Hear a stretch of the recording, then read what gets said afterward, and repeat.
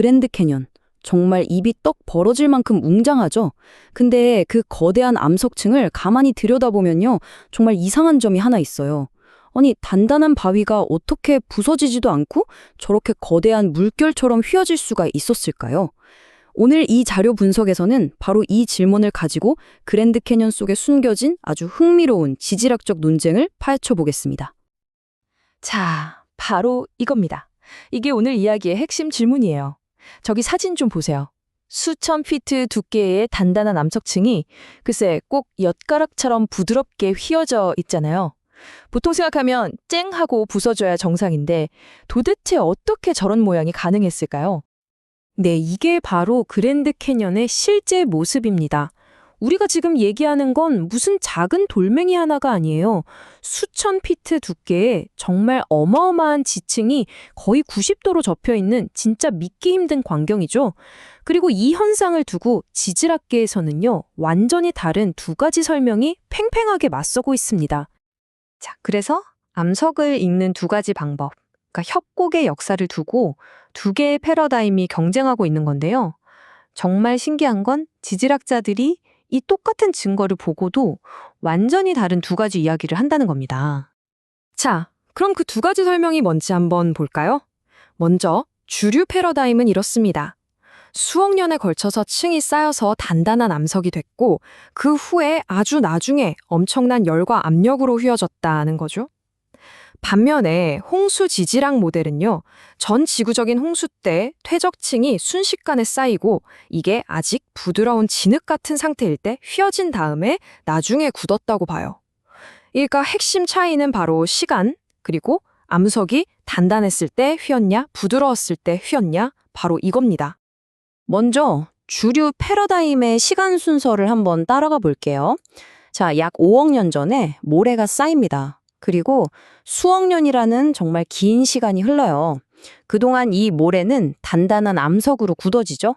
그리고 또 한참 뒤인 7천만 년 전쯤에 이 딱딱해진 암석이 열과 압력을 받아서 휘어졌다는 겁니다. 퇴적될 때랑 휘어질 때 사이에 어마어마한 시간 차이가 있는 게 보이시죠? 그런데 홍수 지질학 모델은요, 완전히 다른 그림을 제시합니다.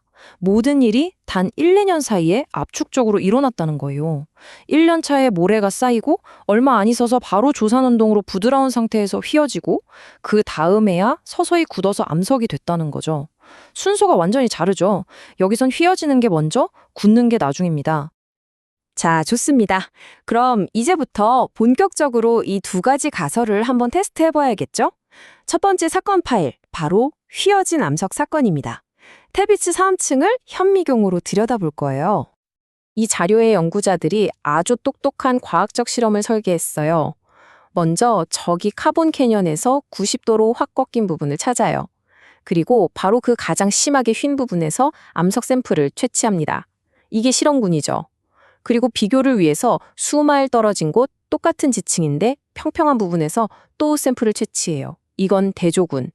이제 이 두 샘플을 현미경으로 비교해보면 암석이 휠 때 어떤 상태였는지 그 답이 나올 거라는 거죠.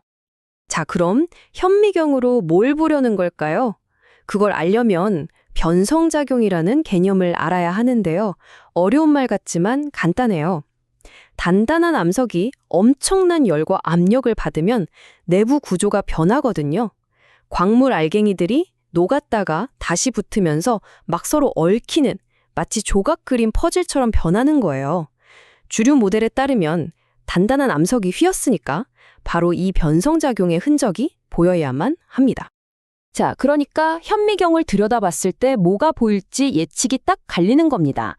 만약에 암석이 단단할 때 휘었다면 당연히 알갱이들이 으스러지고 아까 말한 그 조각 그림 퍼즐 같은 변성작용의 흔적이 보여야겠죠. 하지만 만약 부드러운 상태에서 그냥 쓱 휘었다면 그럼 휘어진 암석이랑 저 멀리 평평한 암석이랑 현미경으로 봤을 때 아무런 차이가 없어야 합니다. 과연 결과는 어땠을까요? 결과가 정말 놀랍습니다. 수석 과학자한테 직접 물어봤대요. 휘어진 샘플이랑 저 멀리 평평한 샘플 구별할 수 있습니까? 그랬더니 대답이 이랬습니다. 구별할 수 없었습니다. 근본적인 차이가 없기 때문입니다. 와, 이 말은 즉 현미경으로 봤을 땐 두 개가 그냥 똑같았다는 거예요. 자, 그럼 테이피츠 사암층에 대한 결론을 내려보죠. 암석 내부를 보니까 열이나 압력을 받은 흔적이 전혀 없었어요. 알갱이들을 붙여주는 시멘트도 깨끗했고요. 그래서 이 자료의 결론은 이겁니다. 이 암석은 아직 부드럽고 축축한 퇴적물 상태일 때 휘어진 게 틀림없다. 즉, 퇴적, 습곡, 암석화, 이 순서라는 거죠. 그럼 이제 두 번째 사건 파일로 넘어가 볼까요? 이번엔 사막의 수중 비밀입니다. 코코니노 사암층을 조사해 볼 텐데요. 여기엔 또 완전히 다른 수수께끼가 숨어 있습니다. 네, 바로 이 코코니노 사암층인데요. 우리가 보통 알고 있기로 그리고 교과서에서도 배우기로는 이곳은 아주 오래전 수백만 년 동안 바람이 모래를 실어 날라서 만들어진 거대한 사막 지대였다고 알려져 있습니다. 그런데 말이죠. 이 사막이라는 설명에 아주 강력한 의문을 던지는 증거가 발견됐어요.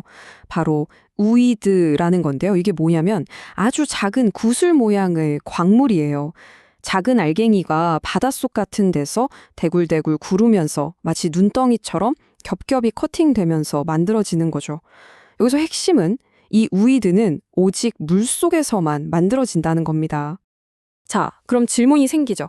우이드가 오직 물속에서만 만들어진다면 도대체 왜 사막이었다는 사암층에서 발견되는 걸까요? 뭔가 이상하지 않나요? 자, 이제 퍼즐 조각들을 맞춰볼 시간입니다. 지금까지 나온 증거들이 무엇을 시사하는지 한번 정리해 보겠습니다. 자, 연구 결과를 요약해 볼게요. 첫째, 테이피츠 사암층. 현미경으로 보니까 지층이 아직 부드러울 때 휘어졌다는 증거가 나왔죠. 수억 년의 시간 간격이 있었다는 생각에 물음표를 던집니다.